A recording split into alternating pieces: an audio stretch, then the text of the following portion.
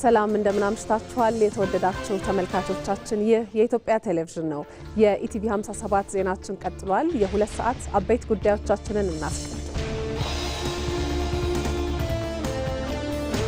መንግስት በመካከለኛው ምስራቅ ጦርነትና ዓለም አቀፍ ቀውስ ምክንያት በነዳጅ አቅርቦት ላይ ያጋጠመውን ችግር ለመቋቋም የሚያስችሉ ውሳኔዎችን ይፋ አደረገ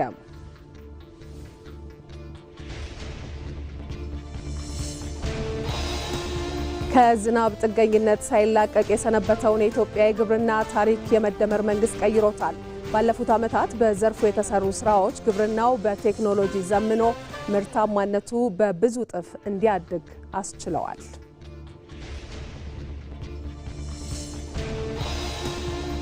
ከምርጫ ውጭ የሚደረግ የመንግስት ሽግግር የህዝብ ሉዓላዊ የስልጣን ባለቤትነት አለመቀበል ነው አሉ የአማራ ክልል ርዕሰ መስተዳድር አረጋ ከበደ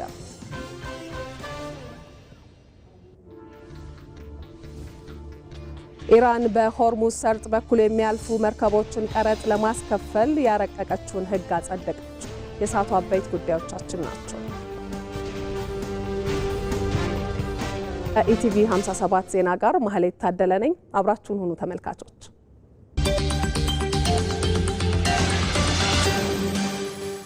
የመካከለኛው ምስራቅ ጂኦፖለቲካዊ ቀውስ መልክ እየቀየረ መጥቶ ከየብስ ይልቅ የዓለም የንግድና የኃይል መስመሮች በሚያልፉባቸው የውሃ መሸጋገሪያዎች ላይ አፍጥጦ ይገኛል።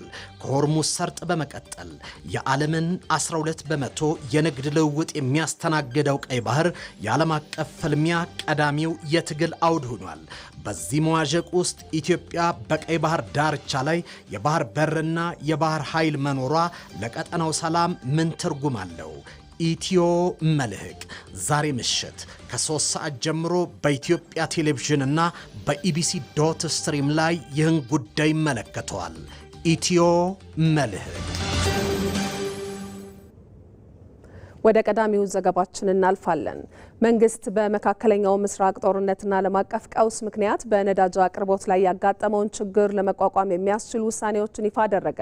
የነዳጅ እጥረቱ በሀገርና በዜጎች ላይ ጫና እንዳያሳድር የቅድሚያ አሰጣጥ ውሳኔም ተላልፏል። አሸናፊ እንዳለ በመካከለኛው ምስራቅ ያለው ጦርነትና አለመረጋጋት ተከትሎ የነዳጅ ግብይትና አቅርቦት ላይ መንግስት የሚከተላቸውን አቅጣጫዎች በተመለከተ ማብራሪያ የሰጡት የንግድና ቀጠናዊ ትስስር ሚኒስትሩ ካሳሁን ጎፌ የነዳጅ አቅርቦትና ስርጭትን የሚከታተል እርምጃ የሚወስድና የነዳጅ ቅድሚያ የሚሰጣቸውን ዘርፎች የሚለይ ልዩ ክፍል መቋቋሙን ይፋ አድርገዋል።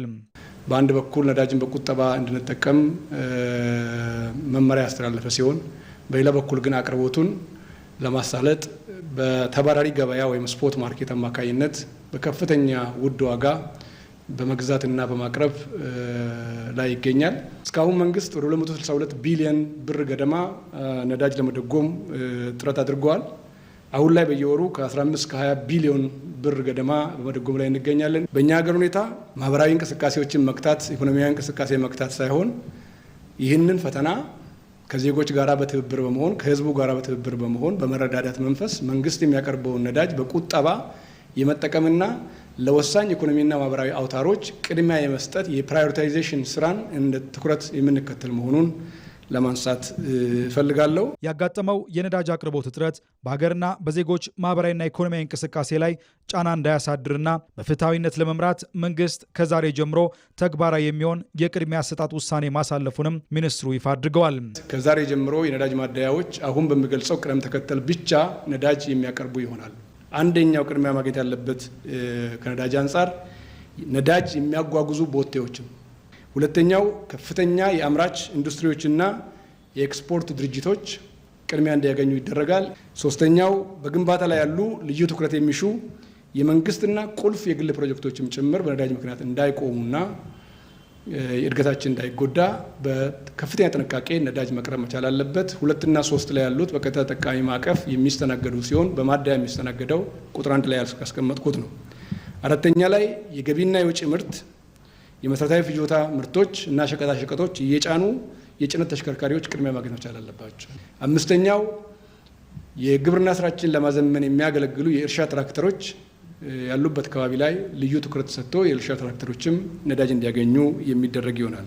በስድስተኛነት የህዝብ ማጓጓዣ የከተማ የህዝብ ማመላለሻ ተሽከርካሪዎች፣ አገር አቀፍና የከተማ የህዝብ ማመላለሻ ትራንስፖርት ባሶች በስድስተኛ ደረጃ ትኩረት ሰጥቷቸው ነዳጅ እንዲያገኙ የሚደረግ ሲሆን በሰባተኛ ደረጃ በናፍጣ የሚሰሩ ሌሎች ለህብረተሰብ ግልጋሎት የሚመጡ ተሽከርካሪዎች በቅድሚያ ሊስት ውስጥ ከ1 እስከ 7 የተዘረዘሩ ስለሆነ በእነኚህ ዝርዝር መሰረት ብቻ ማደያዎች በቅደም ተከተል እንዲሰሩ ይጠበቃል። ከዚህ ውጭ የሚደረግ የነዳጅ ስርጭት ተገቢ ባለመሆኑ እርምጃ ይወሰዳል ያሉት ሚኒስትሩ ይህንን ውሳኔ በአግባቡ ለማስፈጸም በቅንጅት እንደሚሰራም ገልጸዋል። በሌላ በኩል መንግስት የፌዴራልና የክልል ተቋማትን ያካትትና ስርጭቱን 24/7 የሚከታተል የሁኔታዎች ልዩ የመከታተያ ክፍል ማቋቋሙን ይፋ አድርገዋል። በነዳጅ ግብይትና አቅርቦት ዙሪያ ህገወጥ ድርጊት የፈጸሙ የሥራ ኃላፊዎችን ጨምሮ 658 ግለሰቦች በቁጥጥር ስር የዋሉ ሲሆን ከ720 ሺህ ሊትር በላይ ነዳጅ ለመንግስት ገቢ ሆኗል ብለዋል። እስካሁኑ ጉዞ ነዳጅ በማቅረብ በማሰራጨትና በግብይት ዙሪያ ወደ 658 ሰዎች በህግ ቁጥጥር ስር ውለው አስፈላጊው የእርምት እርምጃ በመወሰድ ላይ ይገኛል። በድምሩ 720,039 ሊትር ነዳጅ በጸጥታ አካላት ቁጥጥር ስር የተወረሰና ለመንግስት ገቢ የተደረገ መሆኑን ማንሳት ያስፈልጋል።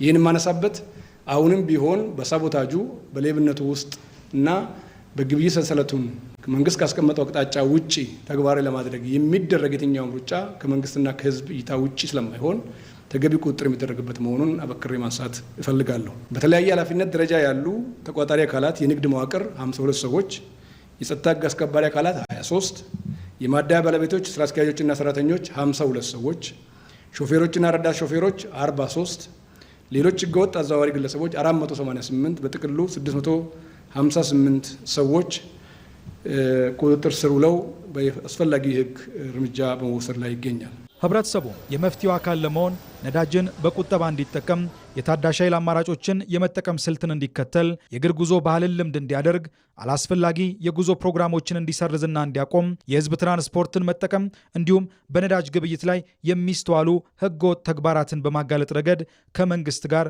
ተባብሮ እንዲሰራ ጥሪ አቅርበዋል። የኢትዮጵያ አየር መንገድ በመካከለኛው ምስራቅና በገልፍ ቀጠና እየተካሄደ ያለው ጦርነት በዓለም አቀፉ የአቪዬሽን ዘርፍ ላይ ያሳደረውን ጫና ለመቋቋም ስትራቴጂካዊ የሆነ መንገድ እየተከተለ ይገኛል። የአየር መንገዱ ዋና ስራ አስፈጻሚ መስፍን ጣሰው እንደገለጹት አየር መንገዱ ከመንግስት በተሰጠው ልዩ ትኩረት ከአማራጭ ስፍራዎች ነዳጅ እያገኘ በመሆኑ እስካሁን በጦርነቱ ምክንያት በረራ ካቋረጠባቸው መዳረሻዎች ውጪ በነዳጅ እጥረት ምክንያት ምንም አይነት በረራ አላቋረጠም። ከመንግስታችን ጋር እየተነጋገር የአውሮፕላን ነዳጅ ከአማራጭ አቅራቢዎች እየተገዛ እየቀረበልን ያለ ነው። የተወሰነ ጫናም መጠነኛ ጊዜያዊ ጫና ቢፈጥርም በነዳጅ እጥረት ምክንያት ምንም አይነት በረራ አላቋረጥንም። አንዳንድ በረራዎች መስመራቸውን የቀያየርናቸው አሉ፣ ጥቂቶች ናቸው። አሁን ግን ነዳጅ ከሌላ አማራጭ የተገዛው ስለደረሰ አሁን ያንንም እያቃለን ጥሩ እየሰራን ያለ ነው። እንደ ሪፖርተራችን ሂሩት እምቢያለ ዘገባ አየር መንገዱ በጦርነቱ ምክንያት በረራ አቋርጦባቸው ወደ ነበሩ ሀገራትም በከፊል በረራ ስለመጀመሩ ተገልጿል። ጦርነቱ ወዲያው እንደተጀመረ 8 የመካከለኛው ምስራቅና የገልፍ ሀገሮች ውስጥ የሚገኙ 11 ጣቢያዎች በረራ ቁመን ነበር እና ሁኔታውን ስንከታተል ቆየን። ከቅርብ ጊዜ አንዳንድ ሀገሮች ላይ በረራ መጀመሩን አየን። የራሳችንን የሴኩሪቲ አሰስመንት ካካሄድን በኋላ በተወሰነ ደረጃ ቀን ቀን መብረር እንደምንችል አረጋገጥ። በዚህ መሰረት አሁን ወደ 5 ከተሞች መብረር ጀምረናል። በተወሰነ ደረጃ ሌላውን እየተከታተልን ነው። እንግዲህ ጸጥታው ጦርነቱ የሚቆም ከሆነ ወደ ነበርንበት እንመለሳለን። በቅርብ ክትትል እያደረግን ያለ ነው።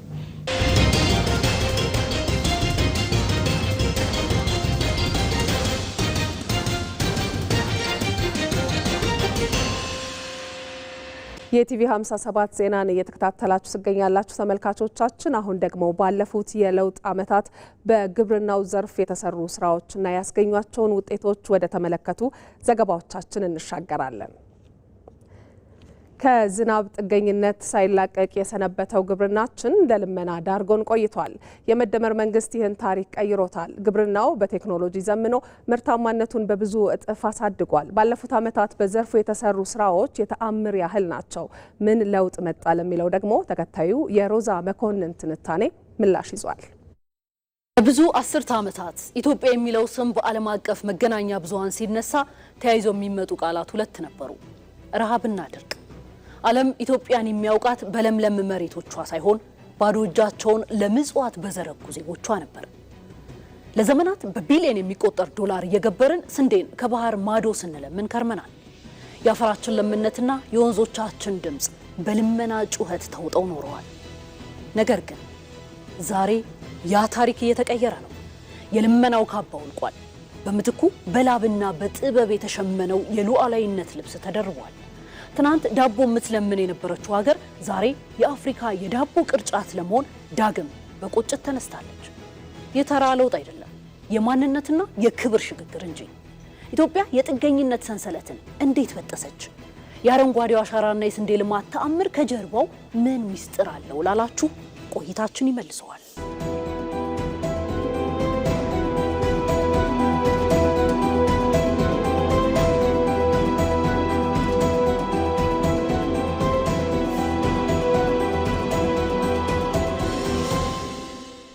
የመደመር ፍልስፍና በግብርናው ዘርፍ ተግባራዊ መሆን ሲጀምር ቀዳሚው እርምጃ ያስተሳሰብ ለውጥ ማምጣት ነበር። አርሶ አደሩ በዝናብ ላይ ብቻ ተመስርቶ በዓመት አንድ ጊዜ ከማምረት ወጥቶ ያለውን የውሃ ጸጋ በመጠቀም በመስኖ እንዲያመርት የማነቃቃት ስራ ተሰርቷል። ይህ የስራ ባህል ሽግግር በቆላማ አካባቢዎች ፈጽሞ ተዘንግቶ የነበረውን የስንዴ ልማት ወደ ተግባር በመለወጥ በአሁኑ ወቅት በሚሊዮን የሚቆጠሩ ሄክታር መሬቶችን በመስኖ ስንዴ እንዲሸፈኑ አድርጓል። ዛሬ የምናወራው ስለ ደረቅ አሃዞች ብቻ ነው ብለው ያስባሉ ወይስ ስለ ሀገራዊ ክብርና የአርሶ አደሩን ህይወት ስለቀየረው ተአምራዊ ጉዞ? የምግብ ሉዓላዊነታችንን እንድናረጋግጥ ስላገዘን የግብርና ሪፎርም ነው የምናወራው። ከጥገኝነት ወደ ሉዓላዊነት የተራ መፈክር አይደለም። ለዓመታት የኢትዮጵያ ኢኮኖሚ የጀርባ አጥንት ነው ተብሎ ሲነገርለት የቆየው ግብርና በዝናብ መጠበቅ ቀንበር ስር ወድቆ ቆይቷል። በዓመት ከ1 ቢሊዮን ዶላር በላይ ለውጭ ስንዴ ግዢ ማውጣት ሀገራዊ ክብራችን ላይ የታተመ ጠባሳ ነበረ።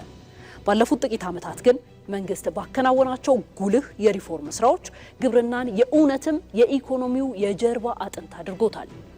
የቆዩ ስኬቶችን በማስቀጠልና ስህተቶችን በማረም አይቻልም የሚለውን የለማኝነት ግንብ አፈራረሰው።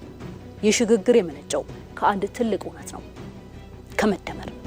የሰውን ኃይል የተፈጥሮ ጸጋንና ዘመናዊ ቴክኖሎጂን በማቀናጀት ኢትዮጵያ በታሪኳ አይታ የማታውቀውን የምርት ምርት አስመዝግባለች።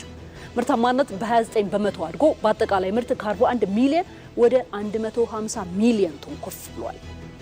ስንዴ ለኢትዮጵያ የጥገኝነት ምልክት ነበር። ዛሬ ግን የነጻነት አርማ ሆኗል። ቀደም ሲል ስንዴ በቆላማ አካባቢዎች አይበቅልም የሚለውን የዘመናት ብዥታ በመስኖ ስንዴ ልማት አብዮት ተሰብሯል። በ7.7 ሚሊዮን ሄክታር መሬት ላይ 29 ሚሊዮን ቶን ስንዴ ተመርቷል። ይህ ስኬት ኢትዮጵያ በየዓመቱ ለስንዴ ግዢ ታወጣ የነበረውን 1 ቢሊዮን ዶላር እንድታድንም አስችሏታል። ኢትዮጵያ የራሷን ፍላጎት አሟልታ አሁን ኤክስፖርት ማድረግ ጀምራለች። ኬንያ የኢትዮጵያ ስንዴ ዋነኛ ተጠቃሚ ስትሆን ካናዳ፣ አሜሪካና እስራኤልም በእርዳታ የሚልኩትን ስንዴ ከኢትዮጵያ ማሟላት ጀምረዋል። በፎገራ ሜዳ የሚገኘው አርሶ አደር ዛሬ ሩዝን ነጭ ወርቅ ይለዋል። የኢትዮጵያ የሩዝ ምርት ከ268 ሺህ ቶን ተነስቶ በአሁኑ ወቅት ወደ 6.3 ሚሊዮን ቶን አድጓል። ሩዝ የማይታሰብባቸው የኦሮሚያ አንዳንድ ቦታዎች ሳይቀሩ ዋነኛ አምራች ሆነዋል። በተመሳሳይ የአኩሪ አተር ምርት ከ200 ሺህ ቶን ወደ 1.9 ሚሊዮን ቶን አድጓል። ዛሬ በቡሬ በቡልቡላና በይርጋለም የሚገኙ የዘይት ፋብሪካዎች ጥሬ ዕቃ ፍለጋ ወደ ባህር ማዶ ያማትሩ። የኢትዮጵያ አፈር የወለደውን ምርት በቀጥታ ወደ ፋብሪካ ከዚያ ወደ ማዕድ ይቀርባል። ከዚህ ባለፈ የሌማት ትሩፋት ንቅናቄ በቤተሰብ ደረጃ ለውጥ አምጥቷል። ዶሮና እንቁላል ከምግብነት አልፈው የምግብ ዋስትና ማረጋገጫ ተምሳሌት ሆነዋል። መንግስት ከ2.3 ቢሊዮን ብር በላይ ዋጋ ያላቸውን የግብርና ማሽነሪዎች ለሁሉም ክልል አሰራጭቷል። ይህ አርሶ አደሩን ከጥንታዊ ጉልበት ስራ በማላቀቅ የቴክኖሎጂ ባለቤት አድርጎታል። መደመር በአርሶ አደሩ ዘንድ አይቻልም የሚለውን መንፈስ ሰብሮታል። ዛሬ በአፋርና በሶማሌ በረሃዎች ላይ የስንዴ ቡቃያ ሲውለበለብ ማየት የዚሁ አስተሳሰብ የለውጥ ፍሬ ነው። በመጨረሻም የኢትዮጵያ የግብርና ሽግግር የቁጥሮች ድምር ብቻ አይደለም። ይህ የሀገራዊ ኩራት ማህተም ነው። በጠቅላይ ሚኒስትር አብይ አህመድ የሚመራው መንግስት ዘርፉን በሳይንስና በቴክኖሎጂ በማገዝ ኢትዮጵያን የአፍሪካ ተምሳሌት እያደረጋት ይገኛል። ለዘመናት የምግብ እርዳታ በሚል ስማችንን ሲያጠለሹ የነበሩት ጥቁር ጥላዎች ዛሬ በተሰበሰቡት 29 ሚሊዮን ቶን ስንዴና ለምርት ዝግጁ በሆኑት 11.8 ሚሊዮን ሄክታር መሬቶች ብርሃን ተገፍተዋል። ዛሬ አርሶ አደራችን የሚያመርተው የዕለት ጉርሱን ብቻ አይደለም፣ የሀገሪቱን የኢኮኖሚ ነፃነትና የነገውን ብሩህ ተስፋ ጭምር ነው። በ9 ሚሊዮን አርሶ አደሮች መደመር የተገኘው ይህ የ150 ሚሊዮን ቶን ምርታ ኢትዮጵያ ዳግም የአፍሪካ የዳቦ ቅርጫት ለመሆን መነሳቷን ለዓለም ያበሰረችበት የሉዓላዊነት ማህተም ነው። ነገን የምትዋጅ ኢትዮጵያን ከፊት ለማምጣት ሌሎች ሚሊዮኖች ተደምረው ታሪክ ለመስራት ሌት ተቀን እየተጉ ይገኛሉ። አዎ አፈሩ ሰጥቷል፣ ላባችን ፍሬ አፍርቷል። ከጥገኝነት ሰንሰለት ተላቀን ወደ ሉዓላዊነት ማማ የተሻገርንበት ይቺ ምድር የዛሬ ድካማችን ውጤትና የነገ ልጆቻችን ኩራት ሆና ዘላለም ትኖራለች። በኢትዮጵያ በመስኖ ስንዴ ልማት የተገኘው ውጤት የመደመር መንግስት ለግብርናው የሰጠው ትኩረት ማሳያ ነው። ከለውጡ በፊት የኢትዮጵያ የስንዴ ምርት የፍላጎቷን ግማሽ ያህል ብቻ የነበረ ሲሆን ባለፉት 8 ዓመታት በተሰራው ስራ ግን የስንዴን ምርት ከሀገር ፍጆታ አልፎ ለውጭ ገበያም መዋል ተችሏል። ባየሙላት በኢትዮጵያ ግብርና ከ80 በመቶ በላይ የሚሆነው ህዝቧ በቀጥታም ይሁን በተዘዋዋሪ ኑሮውን የሚመራበት ከሀገር ውስጥ ፍጆታ እስከ ወጪ ንግድ የሀገርን ኢኮኖሚ በብርቱ የደገፈ ቢሆንም ለረጅም ዓመታት ከዘመናዊ አሰራር ተራርቆ እያዘገመ ቆይቷል።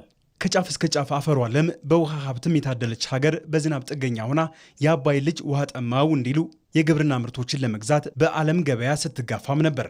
ባለፉት ዓመታት በስንዴ ምርታማነት ላይ የታየው አይነተኛ እድገት ግን ኢትዮጵያ የምግብ ዋስትናዋን በራሷ አቅም ለማረጋገጥ ለጀመረችው ጉዞ ፈርቀዳጅ ሆኗል። ከ1970ዎቹ ጀምሮ ስንዴን በመስኖ ለማልማት ሙከራዎች ቢደረጉም ከምርምር ያለፈ አልነበረም። ጠቅላይ ሚኒስትር አብይ አህመድ ወደ ስልጣን በመጡ ማግስት ግን ለዘርፉ በሰጡት ትኩረት የበጋ መስኖ ስንዴ ልማት ከምርምር ጣቢያዎች ወደ ሚሊዮኖች ሄክታር አድጓል። በወረር አካባቢ በ70 ሄክታር ላይ ዘራን፣ ልዩ ሆኖ በቀለ።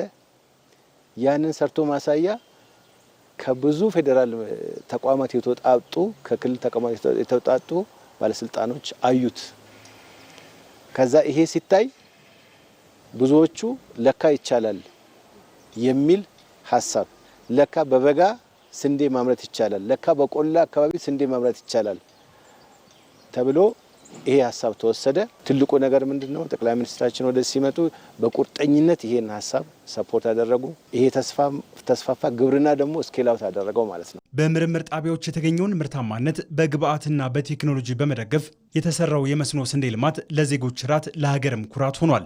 በጥቂት ዓመታት ከሰርቶ ማሳያ ጣቢያ ተነስቶ በሚሊዮኖች የሚቆጠር ሄክታር መሸፈን መቻሉም የመደመር መንግስት የሰጠውን ትኩረት ይናገራል።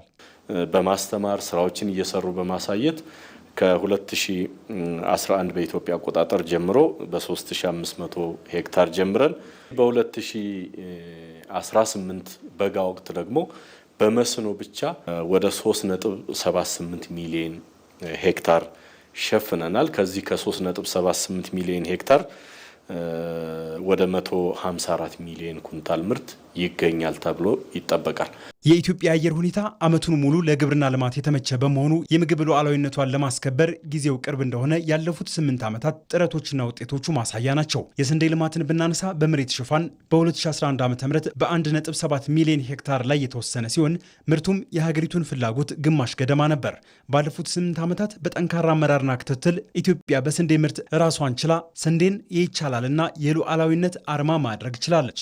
የዘንድሮ የመኸርንም የሁሉንም ጨምረን ስናይ ወደ 8.2 ሚሊዮን ሄክታር መሸፈን የቻልንበት እድል አለን። ይሄ ወደ 312 ሚሊዮን ኩንታል ማግኘት የምንችልበት። በአሁኑ ሰዓት ኢትዮጵያ ውስጥ እየተመረተ ያለውን የስንዴ ምርት መጠን ስንወስድ ከአጠቃላይ ከሀገራዊ ፍጆታችን ጋር ስናነጻጽረው በጣም ሰፊ ትርፍ ምርት ያለበት ሁኔታ እንዳለ ማንሳት እፈልጋለሁ። በሀገር ሉዓላዊነትና በሀገር ገጽታ ላይ ራሱ የመጣው ለውጥ እጅግ በጣም ከፍተኛ ነው። ኢትዮጵያ ምንም አይነት ስንዴ ከውጭ ሳታስገባ በራሷ በማምረት ፍላጎቷን የቻለችበትና ብዙ ኢትዮጵያ ቀደም ብላ ትሳል የነበረበትን ስንዴ የሚሰፈርላት ሀገር ተብላ ትባል የነበረው ነው። አሁን ስንዴ በራሷ አምርታ ራሷ የቻለች ከዛም አልፎ ኤክስፖርት ማድረግን ኤክሰርሳይዝ ያደረገች ሀገር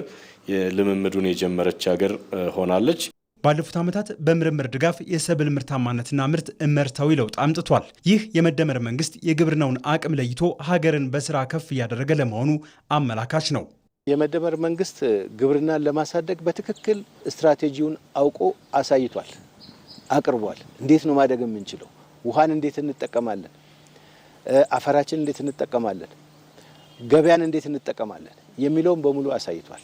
ስለዚህ አሁን የሚቀረው ምንድነው? እኛ መስራት አለብን። በሁሉም አካባቢ ያለውን መታረስ የሚችልን መሬት በማረስና በአመት 2 ከዚያ በላይ ጊዜ ለማምረትም አስተራረሱም አመራረቱም ጊዜውን በዋጀ ቴክኖሎጂ እየተመራ መሆኑም ሌላው የሚታይ ለውጥ ነው።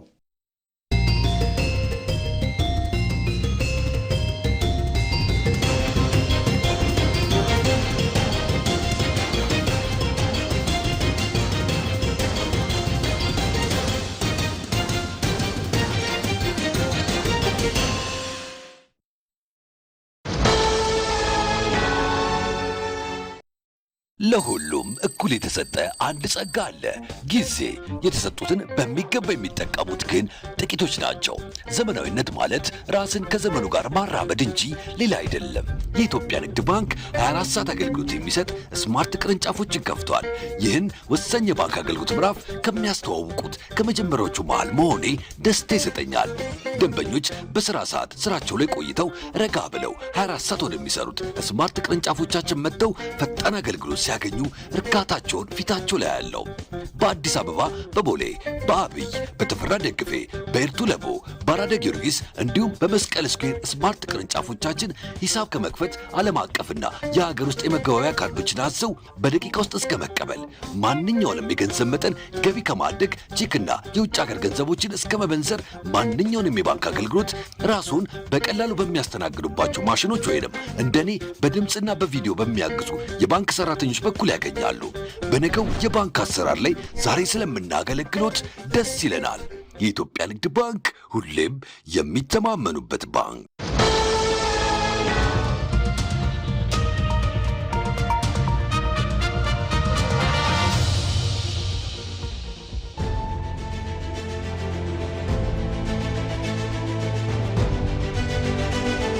ማምር ተማሪ ጥምርታ፣ ክፍል ተማሪ ጥምርታ፣ ዴክስ ተማሪ ጥምርታ፣ መጽሐፍ ተማሪ ጥምርታ የለም። 28 ሚሊዮን በላይ ተማሪዎች አሉ በትምህርት ገበታ ላይ ያሉ ማለት ነው። የት ሀገር ነው ያለው? ኢትዮጵያ ውስጥ ወይስ ኢምፖርት እያደረግን እያስተማርን ያለ ነው? ብልጽግና ትንሽ ቁጥር ላይ እያሰባችሁ ተናገሩ እስኪ። ስለሰራን ነው በቁጥር እያነሳን ያለ ነው። የሚጨበጥ የሚቆጠሩ ስራዎች በተግባር ደረጃ አሉ። የአካል ጉዳተኞች ፖሊሲ የለውም ብልጽግና ፓርቲ የአካል ጉዳተኞችን ስራ ከህግ ጀምሮ ነው ወደ ተግባር ይገቡ። እስቲ አሁን ምን ያህል አካል ጉዳተኞችን እጩ አቅርባቸዋል? ለሁላችሁ ኢሶዴፓ አካል ጉዳተኞችን፣ ሴቶችን፣ ወጣቶችንና ህፃናትን፣ አረጋውያንን የስራ ፋንድ እንዲያገኙ ያደርጋል። ኢሶዴፓም ያነሳቸው ስሪቱም የሚሰራ አይመስልም። ከዚህ በፊት ተፈትኖ የወደቀ ፖሊሲ ስለሆነ አካታችነትን በፍጹም ያመጣል ብለን አናምንም። አማራጭ ፖሊሲ የላችሁም ብለን ምን ኮንነው እናንተን ነው። የብልጽግና ፓርቲ የማህበራዊ አካታችነት ልማት እሳቤ የሰው ልጅ ክብር ከቁሳዊ ሀብቶች በማስቀደሙ በሀገራችን ታሪክ ታይቶ በማይታወቅ ሁኔታ ማህበራዊ ብልጽግና የፖለቲካው ማዕከል ሆኗል። ትብብር ፓርቲ ምንም የሀሳብ አማራጭ ሳይሆን የብሶት አማራጭ ነው ይዘው የቀረቡት። ትብብር ለኢትዮጵያ አንድነት አካል ጉዳተኞች በእያንዳንዱ መዋቅር በችሎታው ገብቶ የማበርከት የመስራት መብት አለው ይላል ፖሊሲዎች። የኢዜማን ያህል ግንባር ቀደም ፓርቲ የለም ብለን እስክንደመድብ አካታችነት ፖሊሲ የዋና የጎንዮሽ ጉዳያችን እንደሆነ አድርገን ነው የምናስበው። ኢቲቪ 57 ላይ ናችሁ ተመልካቾቻችን። ሰባተኛውን ጠቅላላ ምርጫ ወደ ተመለከቱ ዘገባዎቻችን ደግሞ እናልፋለን። ዜጎች ህገ መንግስታዊ የመምረጥ መብታቸውን በአግባቡ በመጠቀም የዜግነት ግዴታቸውን በመወጣትና መንግስት ማቋቋም አለባቸው ሲሉ የህዝብ ተወካዮች ምክር ቤት አፈ ጉባኤ ታገሰ ጫፎ ተናገሩ። አፈ ጉባኤው ይህን የተናገሩት በሰባተኛው ጠቅላላ ምርጫ ድምጽ ለመስጠት የሚያስችላቸውን የመራጭነት ካርድ በደቡብ ኢትዮጵያ ክልል አርባ ምንጭ ከተማ ጫሞ ካምፓስ ምዝገባ ጣቢያ ተገኝተው ካርድ በወሰዱበት ወቅት ነው። ዜጎች በህገ መንግስቱ አንቀጽ 38 ንዑስ አንቀጽ 1 ለመሰረት የመምረጥ መብት እንዳላቸው የጠቀሱት አፈ ጉባኤው ህገ መንግስታዊ መብቱን በአግባቡ በመጠቀም ምርጫ ላይ መሳተፍ ያስፈልጋል ሲሉ አሳስበዋል። ሁሉም ኢትዮጵያውያን በህገ መንግስታችን አንቀጽ 38 ንዑስ አንቀጽ 1 ለላይ እድሜው 18 ዓመት የሞላ ማንኛውም ዜጋ የመምረጥ መብት እንዳለው ይደነግጋል። ስለዚህ ይሄን ህገ መንግስታዊ መብት ተጠቅመን ሁላችንም የዜግነት ግዴታችን እንድንወጣ ጥሪዬን አቀርባለሁ። በዚህ አካባቢ ያሉ በመላው ሀገሪቱ ያሉ ዜጎቻችን እድሜያቸው 18 ዓመት የሞላ ሁሉ በህገ መንግስቱ አንቀጽ 38 ንዑስ አንቀጽ 1 ለመሰረት የመምረጥ መብት ስላላቸው ይህን መብታቸውን በአግባቡ ተጠቅመው የፖሊሲ አማራጮችን መርጠው መንግስት እንዲያቋቁሙ ይህን ጥሪ ለማቅረብ ፈልጋለሁ። ሪፖርተራችን ተመስገን ተስፋዬ እንደዘገበው ሰባተኛው ጠቅላላ ምርጫ የተሳካ እንዲሆን እንደ ሀገር ሰፊ ዝግጅት መደረጉን የገለጹት አፈ ጉባኤው መንግስት የሚመሰረተው በምርጫና ምርጫ ብቻ መሆኑን በመገንዘብ ህገ መንግስታዊ ስርዓቱን ለማስቀጠል ብሎም ሀገርን ለማጽናት በጋራ መቆም አለብን ብለዋል። ህገ መንግስታችን አንቀጽ 9 ንዑስ አንቀጽ 3 ላይ ከህገ መንግስቱ ድንጋጌ ውጭ መንግስትን መመስረት ወይ የመንግስት ስልጣን መያዝ እንደማይቻልና የተከለከለ እንደሆነ ይደነግጋል። ስለዚህ መንግስት የሚመሰረተው በምርጫ ብቻ ስለሆነ ይህን ህገ መንግስታዊ ስርዓት ማስጠበቅ፣ ማስከበር እና ሁላችንም ለዚህ ደግሞ ዘብ መሆን፣ ጠበቃ መሆን ይኖርብናል። ስለዚህ ሁሉም ዜጎች ይህ ህገ መንግስታዊ ስርዓት ተጠናክሮ እንዲቀጥል እና ደግሞ ሀገርን ለማጽናት ሁላችንም በጋራ በአንድነት እንቆም። ከምርጫ ውጭ የሚደረግ የመንግስት ሽግግር የህዝብን ሉዓላዊ የስልጣን ባለቤትነት አለመቀበል ነው አሉ የአማራ ክልል ርዕሰ መስተዳድር አረጋ ከበደ። ርዕሰ መስተዳድር አረጋ ከበደና የአማራ ክልል ብልጽግና ፓርቲ ቅርንጫፍ ጽህፈት ቤት ኃላፊ ይርጋ ሲሳይ የመራጮች ምዝገባ አካሂደዋል። ርዕሰ መስተዳድሩ በባህር ዳር ከተማ የምርጫ ክልል ግሽ አባይ 021 ምርጫ ጣቢያ በመገኘት ነው በዲጂታል መንገድ የመራጭነት ምዝገባ ያደረጉት። ለክልል ምክር ቤት ተመራጭ እጩ የሆኑት ርዕሰ መስተዳድሩ መንግስት ነጻና ዴሞክራሲያዊ ምርጫ ለማካሄድ እየሰራ ስለመሆኑ አብራርተዋል። እዚህ ቦታ የተገኘሁት የምርጫ ካርድ ለመውሰድ ነው። እንግዲህ በአጠቃላይ በአማራ ክልል ወደ 145 የሚሆኑ ምርጫ ክልሎችና ከ12832 በላይ የምርጫ ጣቢያዎች አሉ። በክልላችን በሰባተኛው ዙር ለሚካሄደው ሀገራዊ ምርጫ የክልላችን ህዝብ የሚፈልገውን ፓርቲ በመምረጥ እና የሚፈልገውን መንግስት ለመመስረት የሚያስችለው ምርጫ እንዲያካሄድ በዚህ ዓመት ስራ እየተሰራ ነው ያለ። በሀገራችን ውስጥ ማንኛውም የመንግስት ስልጣን መያዝ ያለበት በምርጫና በምርጫ ብቻ ነው ብለን እናምናለን። ህገወጥ በሆነ መንገድ ወይም ደግሞ በጦር መሳሪያ በብረት የሚገኝ ስልጣን በሀገሪቱም ውስጥ ለዘመናት ተሞክሮ የከሸፈ ነው።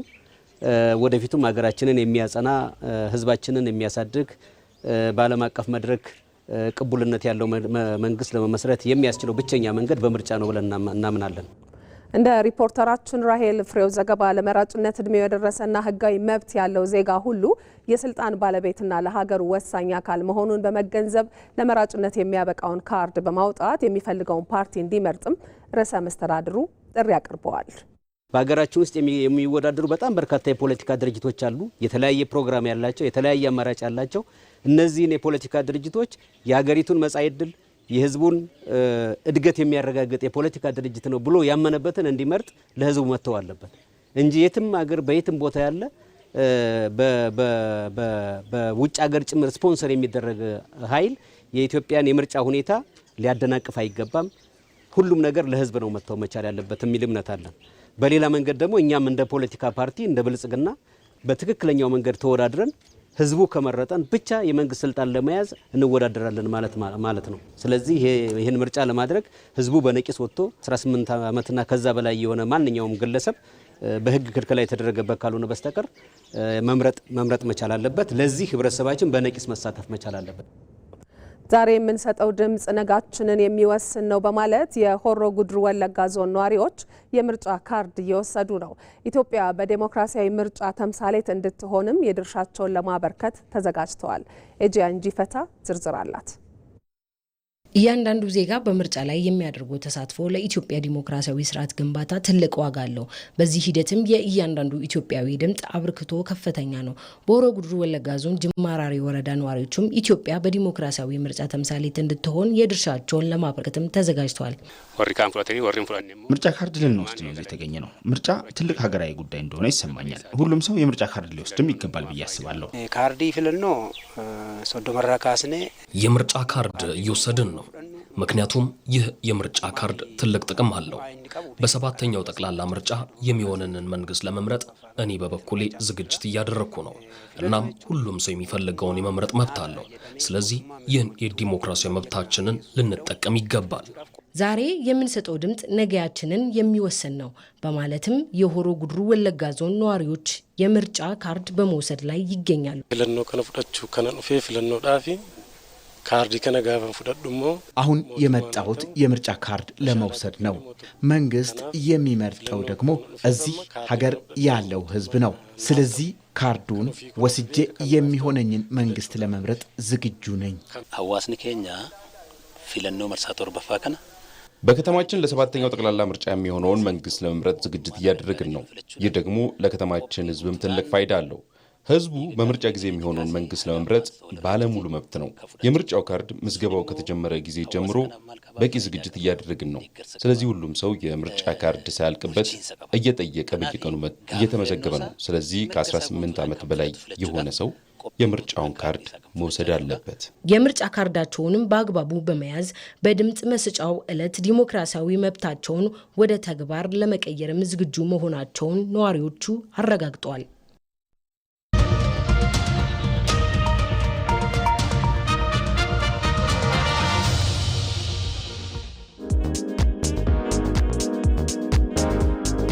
የዘመናት የሀገር ምጥ አበቃ። ታላቁ የህዳሴ ግድብ በመጋቢት ፍሬ ተወለደ። ደሞ ሌላ ህዳሴ ከጋዝ እስከ ማዳበሪያ፣ ከነዳጅ እስከ ኒውክለር አዲስ ምዕራፍ ተጀመረ። የስንዴ ተረጅነት የታሪክ መዝገብ ተዘጋ። ሀገሬው ራሱን ችሎ ክረምት ከበጋ አጨደ። ኢኮኖሚው ከግብርና ተሻገረ። ብዝሃ ዘርፍ ተስፋፋ። ኢንዱስትሪው፣ ማዕድኑ፣ ዲጂታሉ ዳበረ። ኢትዮጵያ መረተች፣ አምርታም በብዙ ሸጠች። በታሪክ ትልቁ ገቢ ከዓለም ገበያ ተገኘ። የሀገር የምድር ጸጋ፣ የትናንት የታሪክ ቅርስ አዋራቸው ተራገፈ፣ ውበታቸው ተገለጠ። ከተሞች ዳግም ተወለዱ፣ ዘመኑ፣ ተሳለጡ፣ ባህር ተሻግረው ከአድማስ ማዶ አንጸባረቁ።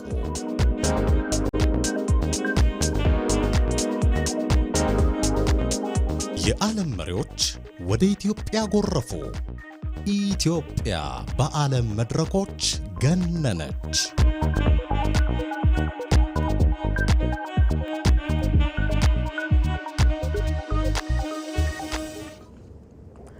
የፌዴራል ቤቶች ኮርፖሬሽን ሁለንተናዊ ብልጽግናን በማረጋገጥ ውስጥ የቤት ችግር የፈተናቸውን ዜጎች ጥያቄ ለመመለስ እሰራለሁ አለ። የፌዴራል ቤቶች ኮርፖሬሽን የ50ኛ ዓመት የወርቅ ኢዮቤልዩ ክብረ በዓል ማጠቃለያ መርሃ ግብር ተካሂዷል። በመርሃ ግብሩ ላይ የኮርፖሬሽኑ ዋና ስራ አስፈጻሚ ዶክተር ረሻድ ከማል፣ የቦርድ አባላት፣ የቀድሞ ስራ አስፈጻሚዎች፣ የኮርፖሬሽኑ ከፍተኛ አመራሮችና ሰራተኞች እንዲሁም የአጋር ድርጅቶች የስራ ኃላፊዎች ተገኝተዋል። ክብረ በዓሉ ኮርፖሬሽኑ ባለፉት 50 ዓመታት ያሳለፋቸውን ውጣ ውረዶችና ያስመዘገባቸውን ስኬቶች በጥልቀት በመገምገም ለነገዋ ኢትዮጵያ ግንባታ የላቀ ድርሻ እንዲኖረው በማለም የተዘጋጀ ነው። ዶክተር ረሻድ በማጠቃለያ መርሃ ግብሩ ላይ ባደረጉት ንግግር ከፍተኛ ፈተናን በመሻገር የተቋም ግንባታ ስራን እውን አድርገናል፣ ይህም መቀጠል አለበት ብለዋል። የተቋም ግንባታው ፍሬ የሚያፈራው በቤት እጦት ለሚገላቱ ወገኖቻችን መድረስ ስንችል ነው ያሉት ዶክተር ረሻድ መጪው ኃላፊነታችን ይበልጣል፣ ለዚህም በጋራ እንቁም ብለዋል። የቀድሞ ስራ አስኪያጆችን ጨምሮ ለተቋሙ የስኬት ጉዞ ከፍተኛ አስተዋጽኦ ለነበራቸው አካላትም የምስጋናና የእውቅና መርሃ ግብር ተከናውኗል። ዘገባው የሀብታሙ ተክለስላሴ ነው። ከተሞች በኮሪደር ልማት ገጽታቸው ከተቀየረ በኋላ የነዋሪውም የጽዳት ባህል መለወጥና መሻሻል እንደታየበት ጠቅላይ ሚኒስትር አብይ አህመድ በቅርቡ ከቃና ቴሌቪዥን ጋር በነበራቸው ቆይታ መናገራቸው ይታወሳል። ይህንኑ መነሻ በማድረግ በአዲስ አበባ የተገነቡ የልማት ስራዎችን ንጽህና በመጠበቅ በኩል የነዋሪዎች የኃላፊነት ስሜት ምን ይመስላል የሚለውን ሪፖርተራችን አቤል ሙልጌታ ዞር ዞር ብሎ ተመልክቶ ያሰናዳው ዘገባ አለ። ተከታትለን እንመለስ።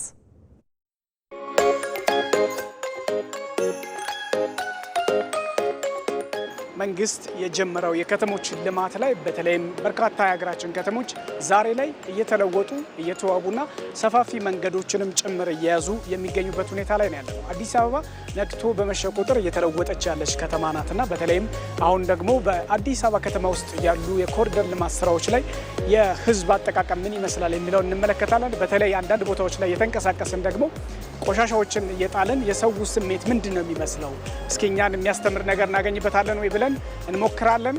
ስሜታችሁን እናጋራችኋለን። አብራችሁ ነው።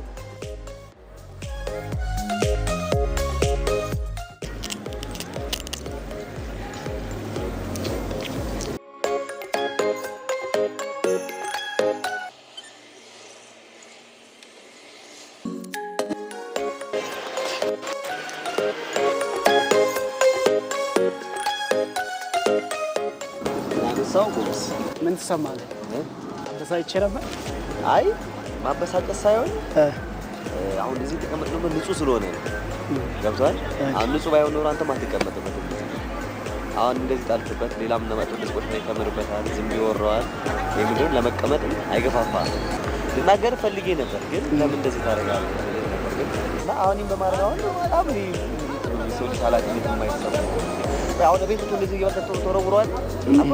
አልወረውረው የምሬን ነው። ወዴት አልወረውረው? ወይ ጠረጴዛ ላይ ወይ ፌስታል ላይ ያጠራቅመ ቆሻሻ ውስጥ ነው የሚጥለው። ቅጣት ይፈቀዳል። ብዙ ቦታ ሰው ይንቀሳቀሳል። አካባቢው ንጹህ ነው። ቆሻሻ የሚጥል ሰው እውነት ለመናገር አላገኘም። ግን ከዛ ደግሞ አለ መማር ነው። ንጹህ አየር እየወሰደ ነው። አካባቢ ደስተኛ ነው ባለው ልጅ ግን ሰው እነሱንም ካይተቁ መማር ተሰራ ሲጥሩ አታይማር ተራሽ በጣም ምን እንደመጣ አግባብ እንዳልሆነ አክሴፕት አድርጎታል ማለት አምኖታል ማለት ነው። ወይም ደግሞ ንጹህ ነው ካየ በቃ ቆሻሻ እንደማይጣል ኦልሬዲ ከዛም መማር ይችላል። አንደርስታንድ ማለት ይችላል። ገብቷል? ሶኒ ያን የግድ ሰው መናገር አለበት ይላል። እኔ አቤል እባላለሁ። አንተ ማን ትባላለህ? በትራ ማርያም። ንጹህ ነገር ላይ እንደዚህ ሲደረግ ምን ስሜት ይፈጥራል የሚለውን ለማየት ነው የፈለግነው እና ያንተን ስሜት ለመጋራት ነው እውነት ለመናገርና ሆን ብዬ ነው። ባይሆን እኮ አልመለስም ነበር። ሰው ከተማዬ ብሎ ልክ አሁን እንዳንተ አይነት ስሜት የምር አለው ወይስ የለውም የሚለውን ለማየት ነውና ስሜትን ስለጎዳሁት ግን ይቅርታ። እናመሰግናለን። እሺ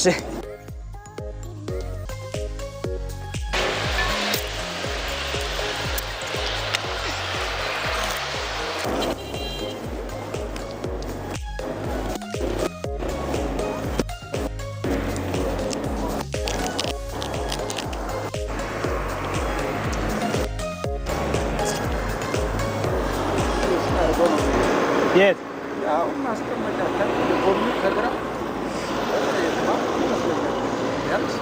አጥር ሰው እኮ ነው የሚሄዱ። አለቃቸው እነሱ ነው የሚቀጣው። እዚህ ማን ነው የተመደበው? ተከለኝ አምሳው በጅላንሳ ችግር የለውም። ምን ያነሳዋል? ጌታ ጋር ወጣቶች ስለሆናችሁ እናንተ አርአያ መሆን። በድርጊቴ ምን ተሰማሁት? ጥሩ አለመሆኑ ተሰማ። ሰዎች ንጹህ ነገር ላይ እንደዚህ ሰዎች ሲያቆሽሹ ምን ይሰማቸዋል እያልን ነበርና አውቀህ ነው ያረከው? አውቄ ነው። ኧረ ንጹህ ነገር ተሰርቶ አሁን እዚህ ጋር እያለ ቆሻሻ እዚህ ጋር መጣል መቼም ልክ ሊሆን አይችልም። ግን ሰው በድፍረት እንደዚህ ሊያደርግ ይችላልና ሰውስ ምን ይላል? አዲስ አበባ ንጹህ ሆናለች። አሁን እርሶም ንጹህ ስለሆነ ነው እዚህ የተቀመጡት። እዛች ጋር ብትላት ምኑን ብትበላ ይሻላል? አይ እዚህ ጋር ከምትለው እሺ ና ቆይሽ እዚህ ጋር መጣሉ አስከፍ ይደብራል። አይ እኔ በሆን እዚህ ጋር ምን ተሰማ ግን እንደዚህ በማድረግ አስደበርኩ? በጣም እሺ ይቅርታ።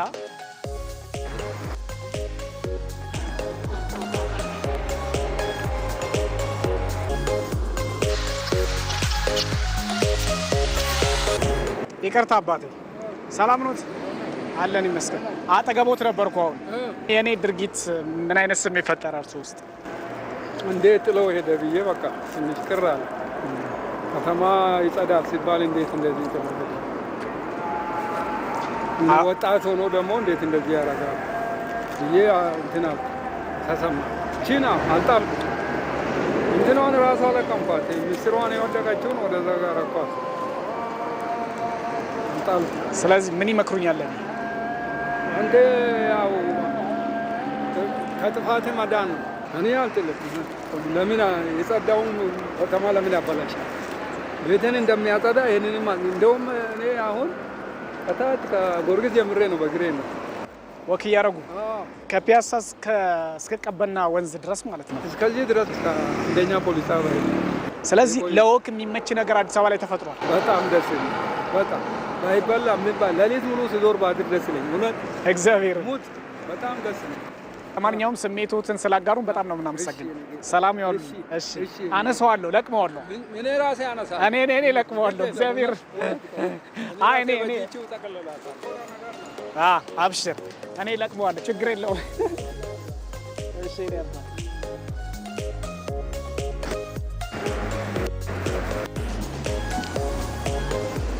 አዲስ አበባ ላይ ከጊዜ ወደ ጊዜ በተለይ የስነ ውበትና ንጽህና ባህል እየተለወጠ መምጣቱን የሚያስችሉ ነገሮችን ለመመልከት ችለናል። በተለያዩ ቦታዎች ላይ እንግዲህ ቀደም ብለን የተንቀሳቀስን ወደ እናንተ እንዳደረስናችሁ ቆሻሻ ስንጥል ብዙ ሰዎች ተከፍተዋል። ግማሾቹ መክረውናል። አንዳንዶቻቸውም እንግዲህ በልባቸው ታዝበውናል ማለት ነው። እንግዲህ ይህ ማለት ምንድነው? ከዚህ በፊት ያልነበሩ ባህሎች አሁን ላይ እያደጉ መምጣታቸውን በተለይ ከተሞች ንጹህ በሆኑ ቁጥር ደግሞ ሰዎቹም ለዛ ንጽህና ዋጋ እንደሚሰጡት የሚያሳይ ነገር ሆኖ አይተነዋል። ጠቅላይ ሚኒስትር አብይ አህመድ ደግሞ ቀደም ብሎ በቅርቡ ባደረጉት ቃለ መጠይቅ ላይም በተለይም የኮሪደር ልማት ከመጣ በኋላ በከተሞች ላይ የበለጠ ማህበረሰቡ ለንጽህና ለአካባቢ ንጽህና የሚሰጠው ዋጋ መጨመሩና በተለይም ቆሻሻ የሚጥሉ ሰዎች ላይም እንግዲህ ቀደም ብለን እንደተመለከትናቸው የሚገስጹ ልክ አይደለም ብሎ የሚሉት ሰዎች መፈጠራቸውን እኛም በተወሰነ መልኩ ለማሳየት ሞክረናል። እንግዲህ ይህንን ይመስል ነበር። ወደ ውጭ ዘገባችን እናልፋለን።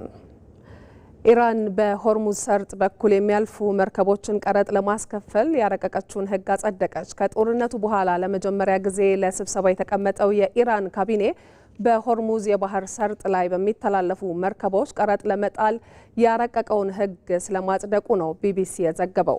የረቂቅ ሕጉ መጽደቅ አሜሪካና እስራኤል መርከቦቻቸው በባህረ ሰላጤ ውስጥ እንዳይንቀሳቀሱ የሚያግድ ሲሆን በኢራን ላይ በተጣሉ ማዕቀቦች የተሳተፉ ሌሎች ሀገራትም መርከቦቻቸው በሆርሙዝ ሰርጥ እንዳያልፉ የሚያደርግ ነው። አዲሱን የክፍያ ስርዓት ኢራን ከኦማን ጋር በመተባበር ተግባራዊ እንደምታደርገው የኢራን መንግስት ቴሌቪዥኖችን ጠቅሶ ቢቢሲ በዘገባው አስነብቧል።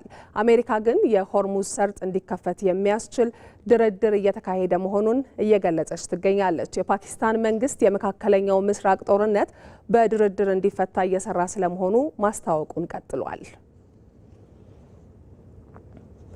በመጨረሻም የስፖርት ዜና። የ2026 ዓለም ዋንጫ የአውሮፓ ዞን የማጣሪያ ጨዋታዎች ዛሬ ፍጻሜያቸውን ያገኛሉ። ከ12 ዓመታት በኋላ ወደ ዓለም ዋንጫው ለመመለስ የሚፋለሙት የጣሊያንና የቦስኒያ ሄርዞጎቪና ብሔራዊ ቡድኖች ጨዋታቸው በትልቁ ተጠብቋል። ሁለቱም ሀገራት ለመጨረሻ ጊዜ በዓለም ዋንጫ የተሳተፉት በ2014 በብራዚል አስተናጋጅነት በተካሄደው ውድድር ላይ እንደነበር ይታወሳል። በተመሳሳይ ሰዓት በስዊድን ስታዲየም ስዊድንና ፖላንድ ተጠባቂ ጨዋታቸውን ያደርጋሉ። በግራሃም ፖተር የምትመራው ስዊድን ዩክሬንን 3-1 በማሸነፍ ለዚህ ደረጃ የደረሰች ሲሆን ፖላንድ ደግሞ አልባኒያን 2-1 አሸንፋ መጥታለች። በተጨማሪም ቼክ ሪፐብሊክ ከዴንማርክ እንዲሁም ኮሶቮ ከቱርኪ የሚያደርጓቸው ጨዋታዎች የዛሬው ምሽት የዓለም ዋንጫ ማጣሪያ መርሃ ግብሮች ናቸው። የዛሬዎቹ ጨዋታዎች አሸናፊዎች 48 ሀገራት ለመጀመሪያ ጊዜ በሚሳተፉበት የ2026 የዓለም ዋንጫ ላይ መሳተፋቸውን በቀጥታ የሚያረጋግጡ ይሆናሉ። ተመልካቾች የኢቲቪ 57 ዜናችን በተከታተላችሁት መልኩ ተጠናቋል። ቆይታችሁን ከኛ ጋር ስላደረጋችሁ እናመሰግናለን። ማህሌት ታደለ ነኝ። በሰላም ደሩ።